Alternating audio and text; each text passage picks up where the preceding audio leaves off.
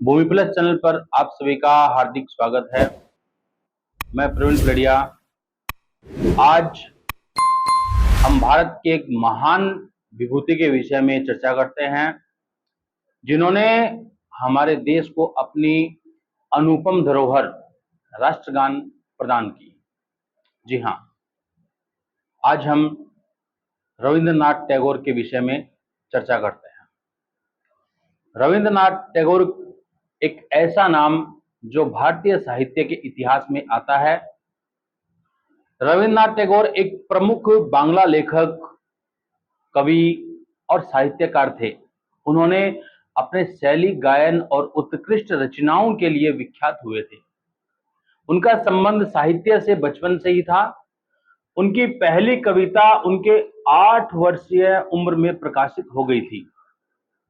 रविंद्रनाथ टैगोर ने संगीत, चित्रकला और साहित्य की कई रचनाओं में अपनी प्रतिभा प्रकट की। उनकी रचनाओं में गीतांजलि और गोराए बेरे उनके महत्वपूर्ण उपन्यास हैं। उन्होंने 1913 में नोबेल पुरस्कार प्राप्त किया था।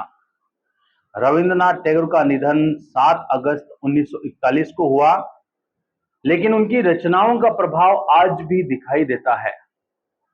रविंद्रनाथ टैगोर एक ऐसा नाम जो हर भारतीय के दिल में बसा हुआ है। रविंद्रनाथ टैगोर, जिन्हें हम गुरुदेव के नाम से भी जानते हैं, एक प्रमुख भारतीय लेखक, कवि, फिल्मकार और समाजसेवी थे। उनका जन्म 7 मई 1861 को हुआ था, जब भारत अंग्रेजी शासन के अधीन था। उनके पिता देवेंद्र नाथ टैगोर एक समृद्ध व्यापारी और समाजसेवी थे।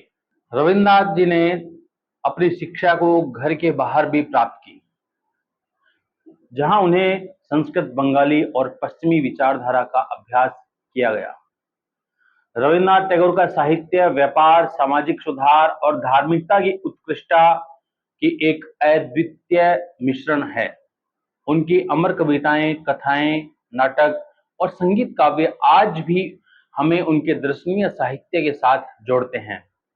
रविंद्रनाथ टैगोर ने 1913 में नोबेल पुरस्कार प्राप्त किया, जिसे उन्होंने गीतांजलि के लिए पाया था। आज भी हम उनके काव्य और विचारों से प्रेरित होते हैं और उनके योगदान को समझते हैं, जो हमारे समाज को आध्यात्मिक और साहित्यिक रूप से परिपूर्ण करते हैं। रविंद्रनाथ टैगोर ने राष्ट्रगान 11 दिसंबर 1911 को लिखा था। आज भी जब राष्ट्रगान का वादन किया जाता है, तब जनमानस के मन में रविंद्रनाथ टैगोर के प्रति श्रद्धा का भाव उमड़ जाता है। टैगोर ने किशोरावस्था में ही लघु कथाएं लिखना शुरू कर दिया था। उनके साहित्यिक जीवन की शुरुआत भिखारिणी से हुई थी। 1919 में जलियांवाला बाग हत्याकांड के ठीक बाद 1915 में किंग जॉर्ज पंचम से प्राप्त नाइटहुड उपाधि से इस्तीफा दे दिया था।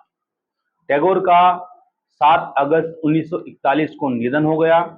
इनके निधन के साथ ही पूरे देश में शोक की लहर छा गई थी। यह थी रविंद्रनाथ टैगोर की कहानी, जो भारतीय साहित्य के एक महान आध्यात्मिक और संवेदनशील लेखक रहे हैं। आज उनके जन्म दिवस पर भूमि प्लस चैनल उनको श्रद्धांजलि व नमन अर्पित करता है। नमस्कार, जय हिंद, जय भारत।